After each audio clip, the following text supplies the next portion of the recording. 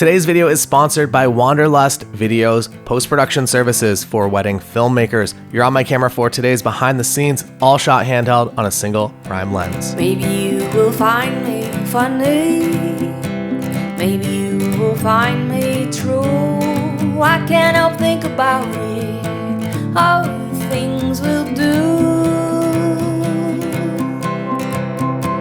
Don't steal away together.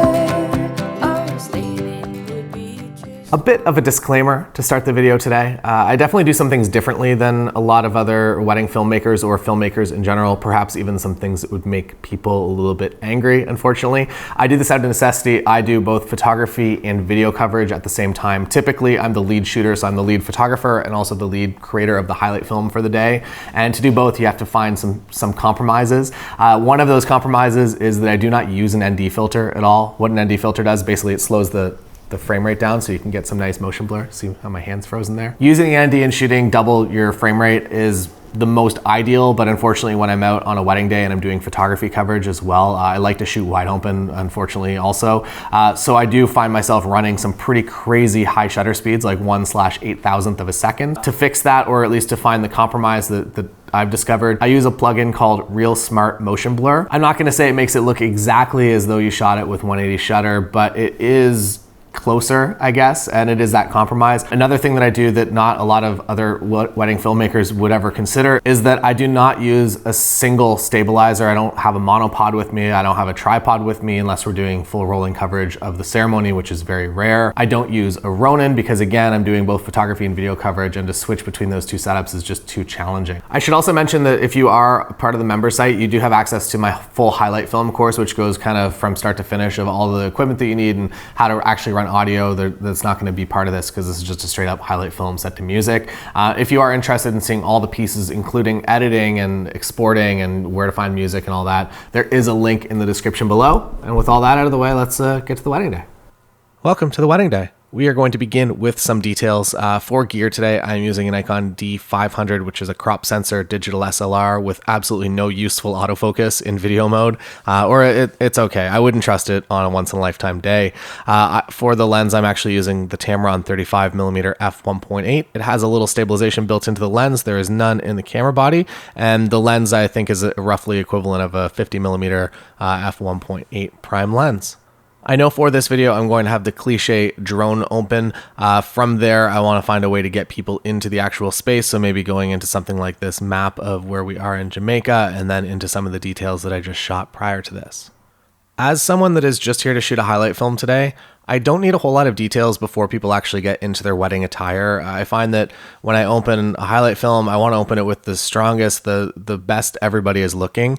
And if I do that by showing somebody that's half done hair and makeup, it's not really the best way to open. It's definitely not the best way for them to experience seeing themselves in their wedding film, and they're just going to be a little bit more critical over what they're looking like, and maybe that might come back in the term of they're going to have some edits for you or some shot replacements. I would say by just going with all the safe shots right off the start and opening as strong as you can, and even if you're sacrificing some of the length of time to make a more impactful couple of seconds at the beginning, I would rather do that than stretch footage that just is naturally, if it sits at 15 seconds, I'm not going to stretch that into 25 just to kind of make the final time of the highlight. That I am fine delivering a shorter highlight film, and I've never had any of my couples be upset with the length of highlight film when they're super happy with the content that is in it.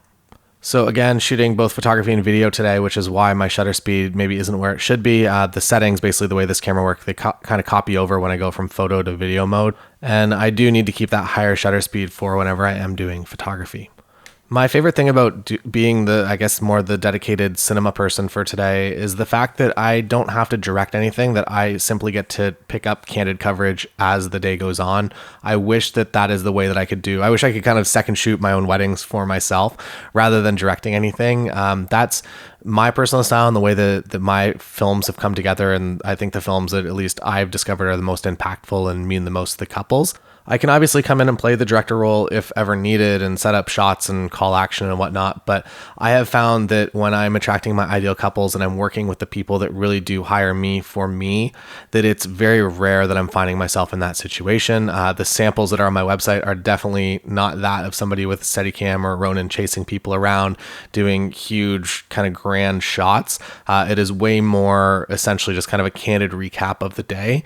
And I think a lot of my couples get that. And when they see that, they're like, that's exactly what we want. We want it set to music. We don't want to hear our voices. That's another thing that I discovered as well, that most of my couples, they don't want any of their vows actually in their video because they find it a little awkward and it kind of pulls them out. And they're, again, kind of a little more critical about them talking in the actual video. Most of my couples are super happy just with a simple music video. Here's a song, here's 2 songs maybe. And that is exactly what they want. And in some cases, it's weird and kind of goes against what they actually want. If you over deliver and you do include vows or you capture audio from speeches and you mix that in, that it might not actually be what they want. So make sure that you know exactly what your clients are looking for and exactly kind of what their comfort level and limits are. For the, I guess, more formal photo section of the day when people are smiling facing the camera, I obviously don't really need that. So I kind of focus in on specific individual members, and I want to make sure that every single person that's in the wedding party has at least kind of a close-up or a medium shot in the video, as well as all of the important family members. Today we're at a destination wedding. I think there's 50 or so guests, so it's going to be very easy to do that. But on a larger wedding day, I do have to keep that in mind and make those mental notes of who's sitting in the front row and to make sure that they appear in the video at least once. Another basic that I'm sure you're aware of is to get detail shots in actual action. That shooting his shoes on the couch that we did earlier, that's fine, but this is a heck of a lot better. It also adds a little bit of negative space to the film that allows the mind and the brain to relax a little bit. And it's also something that they're not going to be analyzing exactly how they look in it, that's a very easy shot that I know is going to make the final film. I like to play with reveals and a little bit of mystery in films and before the bride actually comes down the aisle to kind of allude to it a little bit. So I'm doing some out of focus shots, kind of focus on foreground elements with her in the background. Heavy dynamic range in this scene today, or a lot of dynamic range. How is it quantified? Many dynamic ranges within the scene today. And that is a challenge for any camera, even if you have RAW or flat profile or S-Log. You're going to find, like, quite honestly, an iPhone would handle this scene better, which is sad, but unfortunately true. So do the best you can and know the limits of your camera and where to expose whenever you're in a scene. Like this one's okay, but as soon as I turn around, it gets a little more difficult. Another thing that I use a lot that is pretty much in every camera, I would say in some way or another, is I actually go into crop mode within my camera. So there's actually a crop mode camera, but there is a 1.3 times version that I can go into. So if I am shooting just a single prime lens, I'm able to bounce around within it. This is me going into 1.3 crop mode. So you can get a little closer without actually changing lenses. And I would say that I use this pretty much every single wedding when I'm on my 7200 and I just want to get a little bit closer and I want to get that close up, that's kind of the easiest way that I go about it rather than just running around the ceremony space. As you saw in the beginning, I shoot everything at 60p and I deliver it in 24. I slow everything down. So I make everything good in slow motion so that I'm actually able to, when I'm doing photo video coverage, I can get a little bit of extra time that I only really have to shoot to make a 3-minute highlight. I can shoot a minute and a half or maybe even a little bit less depending on how slow I go with the final footage. That helps me out whenever I'm multitasking. Today, I'm able to run a lot more video footage during the ceremony than I usually would be able to. So this is the rare day that I've actually overshot the entire day in video. The reaction shot here is probably my favorite shot of most weddings. That in photography, it plays okay, but as you can see, that smile played so much better in video. I don't know why I cut that clip and started a new one, but I did, and I'm going to start a new clip here. And the main goal for me, at least, is to kind of stay out of the way of the groom, in this case, with them coming down the aisle. I never want to be in between everybody to get a shot, or if I did, maybe I'd be on a 7200 and I'd be behind the officiant. But I find when I do that I can't get this section where it's actually kind of the hugs and the actual interactions, that I can get a cleaner bride or groom coming down the aisle shot, but I don't get the actual stuff that I think really makes the film kind of feel the best. Another thing, at least for me, is the limit of where I will go during a ceremony. That right now, as everybody's like just sitting down, I'm happy to be up here. But as soon as everybody sits down, I get out of this space that I don't want to be standing in between the couple and any of the guests.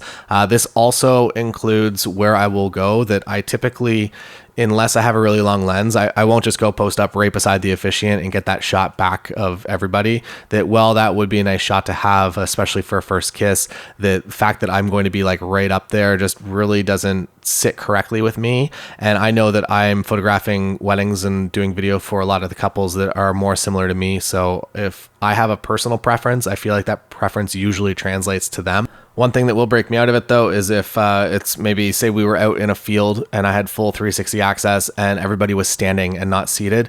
At that point, I would be a lot more comfortable to kind of go wherever. That would be kind of my read of the situation. Or if there were a number of photographers that are family friends, and this hasn't been a problem in a while, but if like 20 of the 50 guests end up here with digital SLRs and everybody's everywhere taking photos during the ceremony, I will do what I have to do to get the shots that I need. But on a day like this, I can get all the shots that I require without doing anything that makes me the center of attention during the ceremony. My lens is still punched into the 1.3 times mode so that I'm getting a little bit closer. And I'm also back here because I don't really want to be up right in the front during a moment like this, especially this audience is incredibly well behaved, actually. Usually there's at least like 20 or 30 people with cameras up at this point. And I don't want all of the photos to be of me obstructing the couple. I know that that's maybe, it's again, personal preference, that I also believe that the guests should, if they want to take photos, like they can, as long as I can get the shots that I need and they're not actually just like all laying in the aisle to get those shots. I'm also very aware of where other photographers are, so I don't ever really want to be in the background of shots like this. And as soon as I see that that's where Lindsay's going, I kind of rotate around and get out of her shot quickly, while still being able to get the shot that I need.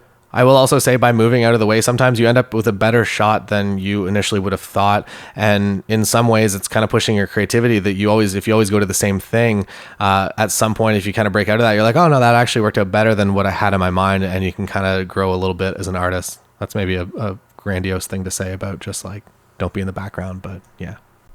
I also realized that I think I just changed to the 85mm lens. I think this is the only section of the day that I shot the 85, and now I'm back to the 35. So yeah, sorry to lie to you in both the intro and also the title of this video. Moving into the reception, I will do a quick round of just video clips of nobody in the reception space. I typically don't use these unless I absolutely need to. What I will use is the shots of people once everybody's actually seated in these chairs and the decor will be in it, but it won't necessarily be a full shot just of like, hey, here are your flowers. I always found that I would much rather include a video clip of a person, especially at this stage in the video, that maybe in the beginning when you're just kind of setting the scene, it's okay to have some, maybe the dress or the shoes on its own. But at this point in the video, I feel like it's a very human being thing. And to cut away to a specific detail is always, it feels like a bit of an abrupt stop to kind of what's happening in the video. I will usually save the video clips that we take over this sunset time to actually close the video out with, or potentially as an opener if I'm doing something that's out of chronological order. I would say honestly 100% of my films are all in chronological order as the day went, but if I was doing something like maybe a 15-minute feature, I think there is value in jumping around even a 10 or 8-minute to jump around within the day to keep things interesting. But for kind of this straight up music video style 3-minute highlight that I do, definitely it is totally fine. Just run it in chronological order. You don't got to get too creative with timelines. I should also caveat all of this, and I guess the entire video, with the fact that this is what I do and what I have personally found to work in the field over a number of weddings. And if something just doesn't jive with you, or if you think that you would like to do something differently, I am not the all-seeing human being on wedding films. Like, you're more than welcome to do whatever you would like, as long as at the end of the day, it makes your couples happy and also delivers on the promises that you would have made them, either visually on your website or in the first meetings, or the way that you kind of guided expectations.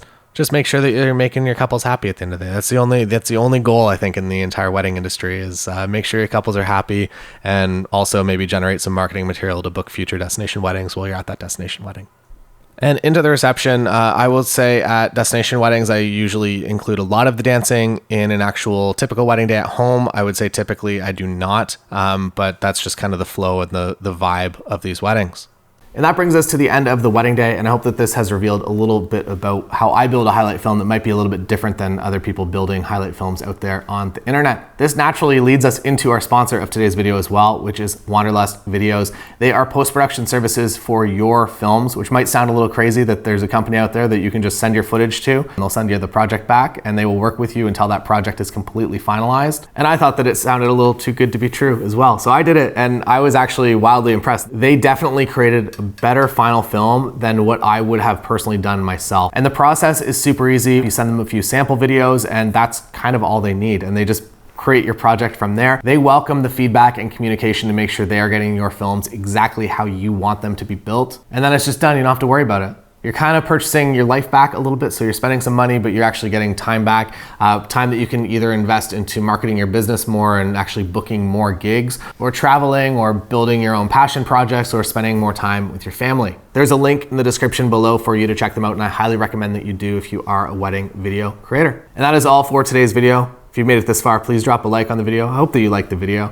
And put a comment in the comments below if you're interested in seeing more content like this in the future, because it's not something that I've really done in the past, and I'm curious if you enjoyed it. So that's all. That's all. I still don't know how to end these. We can do like the old skateboard way where you like do this. I feel like that's just like, that's a really lame way to end a YouTube video.